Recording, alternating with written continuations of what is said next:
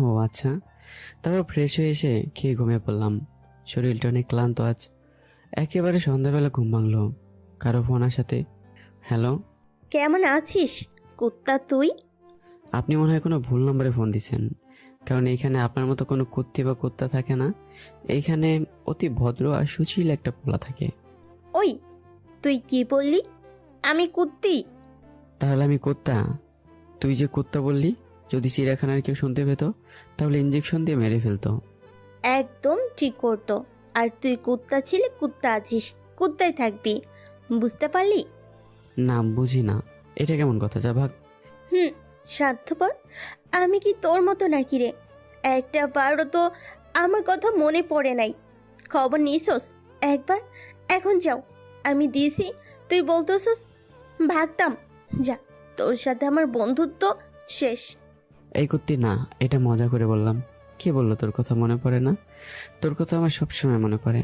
আজ আমি ভীষণ একা, তাই তো বসে বসে খাইতেছি আবুল বিড়ির চাকা। কুত্তা, তুই জীবনও মানুষ হবি না, তাই তোরে কুত্তাই বলা লাগে। কুত্তার কুত্তি, তোরে চিড়িয়াখানায় রাইখা চলে আসবো মুই।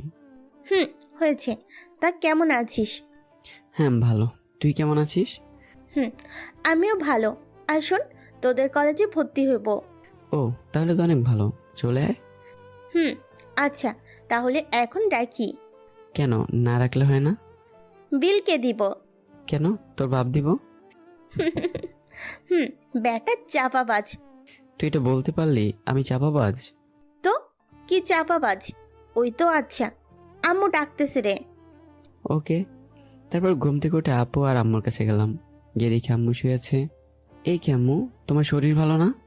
হুম, ভালোই ক্লান্ত লাগছে। আর আজকাল একটু বেশি খারাপ লাগে। আম্মু, এইভাবে তুমি আমাদের জন্য কষ্ট করবা? আমাকে তো কিছু একটা করতে হবে। ধুর পাগল, কে বললো আমি কষ্ট করছি?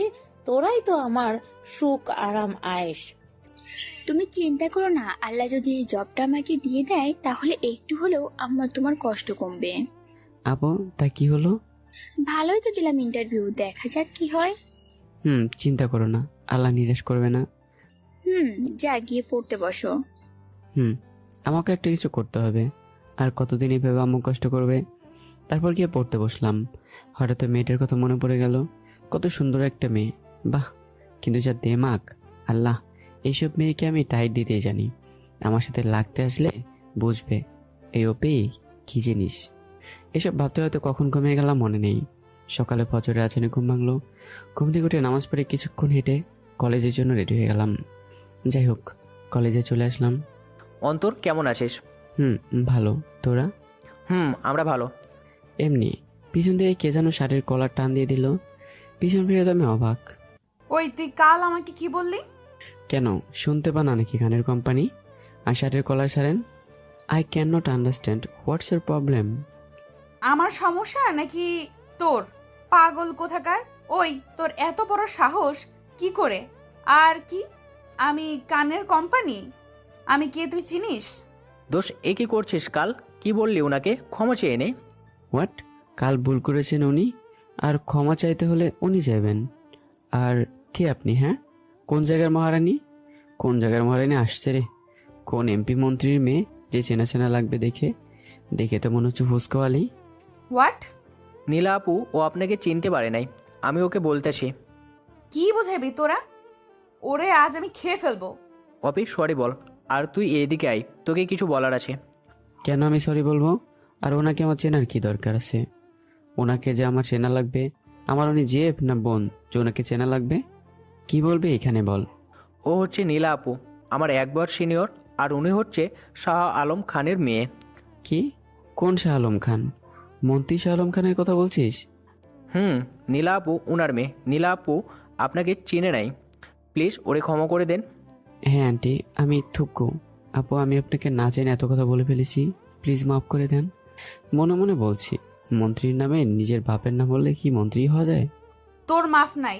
আর আন্টিকে? সরি, মুখ ফসকে বাহির হয়ে গেছে আপু, প্লিজ মাফ করে দেন।